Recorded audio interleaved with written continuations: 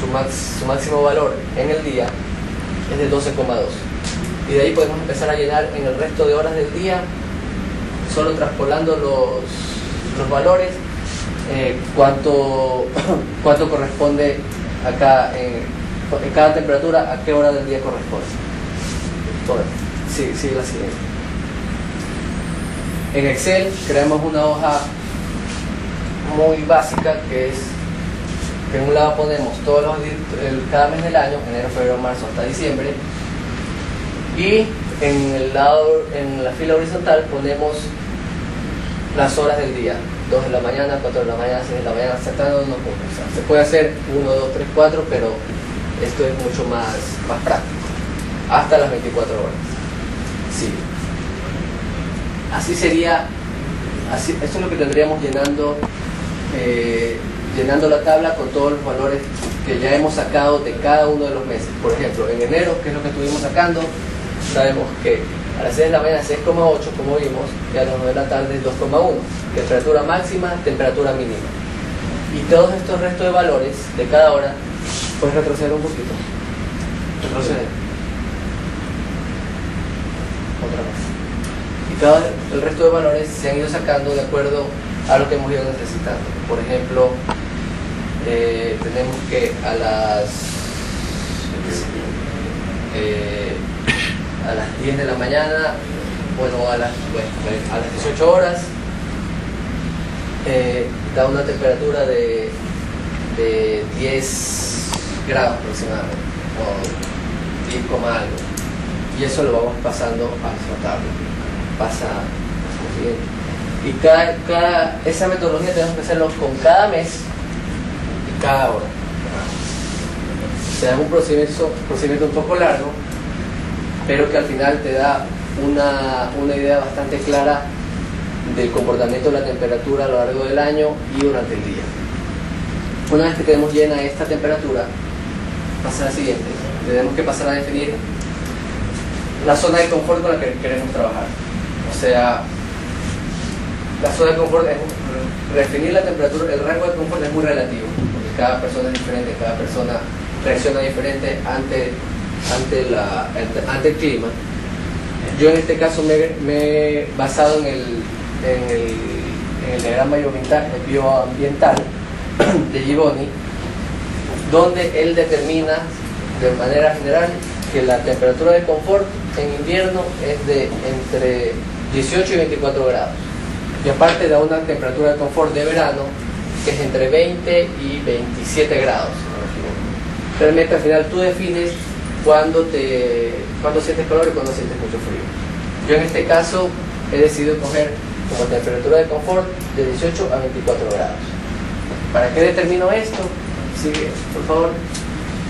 En base a eso, yo empiezo a colorear mi tabla. Tengo que en amarillo he decidido pintar lo que es la zona de confort, que es esta, la zona en blanco he dejado lo que es menor a la zona de confort, es decir, cuando tengo frío, y en naranja he puesto más allá de 24 grados, que es la zona que yo consideraría caliente. En nuestro caso de Guayaquil, pues la zona de confort está muy por debajo de lo que realmente necesitamos. Obviamente yo haría de 20 grados a 27 o de 22 a 27, según yo estaríamos confortables aquí. Pero ya digo, al final de cuentas es un poco tu criterio. ¿Para qué nos sirve saber esto? Porque significa que cuando dimensionemos nuestros dispositivos de control solar, es en esta época del año, en estos meses y en estas horas, donde de acuerdo a eso es que vamos a dimensionar nuestro alero o nuestro quiebrazol. Vamos a la siguiente. Esos datos que hemos obtenido de la tabla de temperaturas lo pasamos a la carta solar.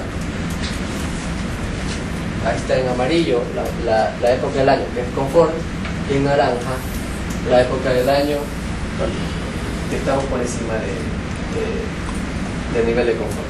Sigue, por favor.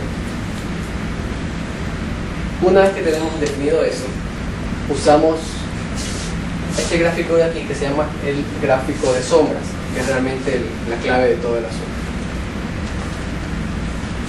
Superponemos la base del diagrama de sombras sobre la orientación de la fachada que queremos cubrir. En este caso estamos hablando de una fachada sur.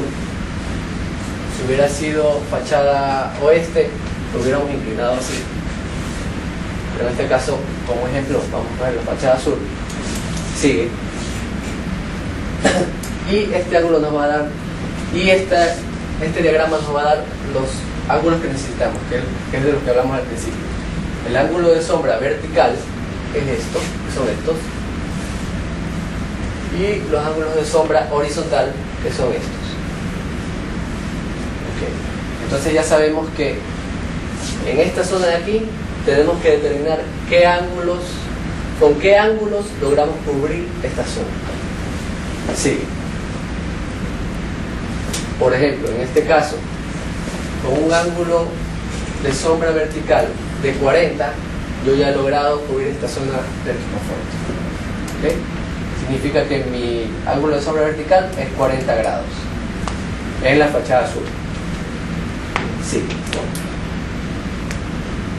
Si por ejemplo queremos ver qué pasa en el norte, sabemos que la única fracción que tenemos que cubrir es este pedacito que nos queda aquí.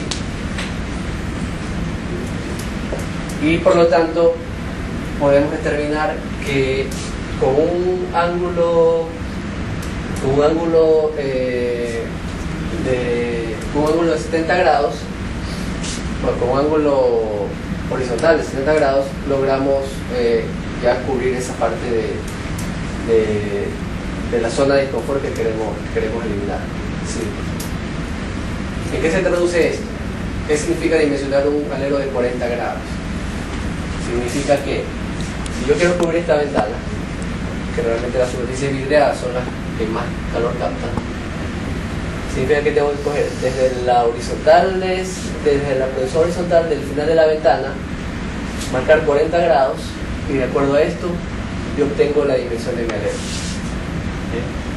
Si yo quisiera cubrir toda la pared, pues tengo que medir desde acá. Puede ser que en muchos casos este ángulo obligaría a tener aleros infinitos, que obviamente no es la idea.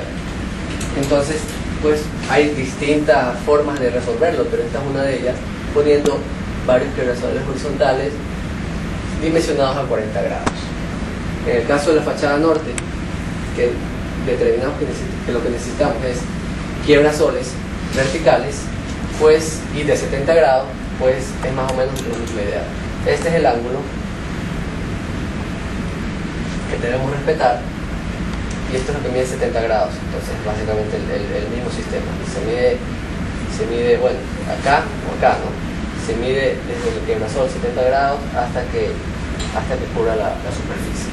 Si el quiebrasol es muy profundo, se puede hacer pequeños quiebrasoles, que es lo más común, pero siempre dimensionados con el ángulo que nos ha dado la gráfica solar y la tabla de temperatura. Sí, bueno, de ahí en más la manera de que puedas resolver este tipo de elementos, de dispositivos, pues depende más que nada de tu imaginación. O sea, desde poner un árbol y saber qué sombra te va a proyectar, hasta un edificio que tengas al lado,